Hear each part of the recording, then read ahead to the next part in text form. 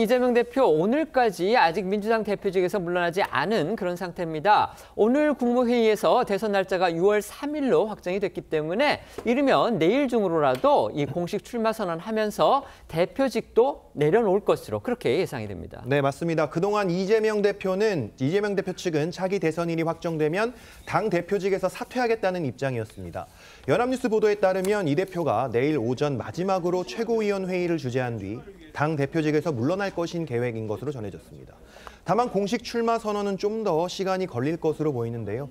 이재명 대표 측 관계자는 연합뉴스와의 통화에서 다른 후보들의 출마 선언 등 변수들을 종합적으로 고려해 출마 선언 시점을 정할 것이라고 밝혔습니다. 늦어도 다음 주에는 출마 선언이 이뤄질 거란 게 정치권 전망인데요.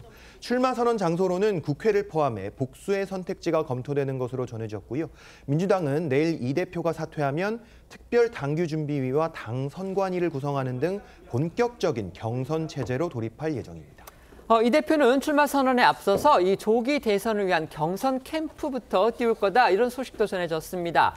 학자가 500명 정도 참여하는 이 싱크탱크도 곧 출범한다고 합니다. 네, 이재명 대표가 내일 대표직에서 물러나면 이 대표를 도울 경선 캠프도 본격적으로 출범시킬 계획인 것으로 전해졌습니다.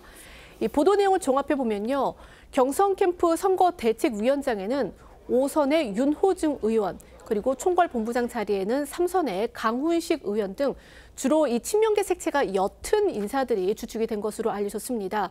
당직을 맡고 있는 친명계 인사들은요, 이 대선 본선 단계에서나 대거 합류할 것으로 보입니다. 이 대표의 조기 대선을 지원한 싱크탱크, 그러니까 정책 조직인 성장과 통합도 16일 공식 출범합니다. 여기에는요, 이 대표의 정책 조언자로 알려진 이 유종일 한국개발원 국제정책대학원 명예교수가 이 상임 공동대표를 맡고요. 이번 이 조기 대선에서도 측근으로 역할을 할 것으로 보입니다.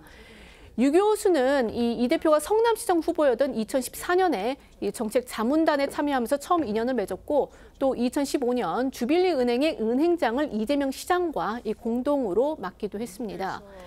장관급 인사로는 문재인 정부에서 국무조정실장을 지낸 구윤철 서울대 특임교수가 가세했고요.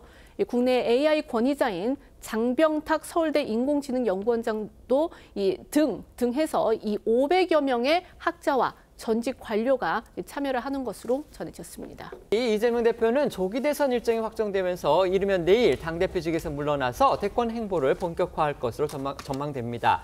하지만 여전히 사법 리스크의 불씨는 남아있는 상태입니다.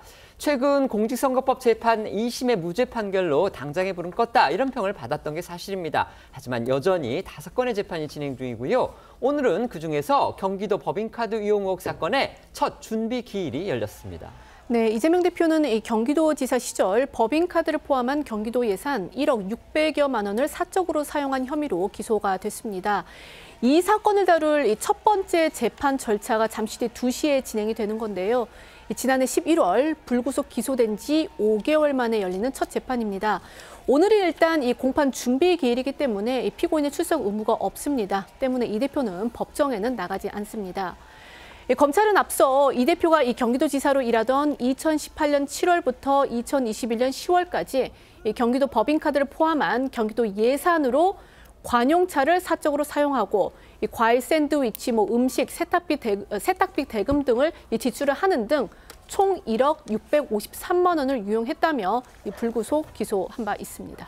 9개월간 멈춰있는 이 대표의 쌍방울 불법 대북송금 혐의 사건의 1심 재판도 곧 재개됩니다. 이 대표 조기 대선에 뛰어드는 상황에서 법정에 수시로 나가야 하는 그런 처지입니다.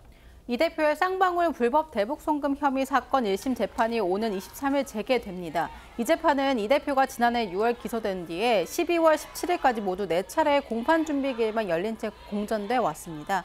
이 대표 측이 지난해 12월 불공정한 재판이 우려된다 법관 기피 신청을 접수하면서 법원의 최종 판단이 나올 때까지 재판이 중지된 겁니다.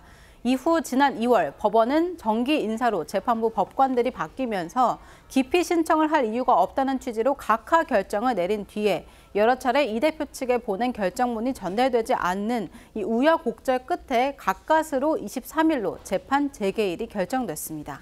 이 대표에게 법원 결정문이 여러 차례 전달되지 않은 이유가 이 집에 사람이 없다 이런 취지로 밝혀지면서 이 대표 측의 의도적인 재판 지연 전략 아니냐 이런 비판이 나왔었는데요. 이런 논란이 또 불거졌습니다. 이번에는 이 대표가 2심에서 무죄를 선고받은 선거법 위반 혐의 사건의 상고심 재판과 관련해서 이 대표 측이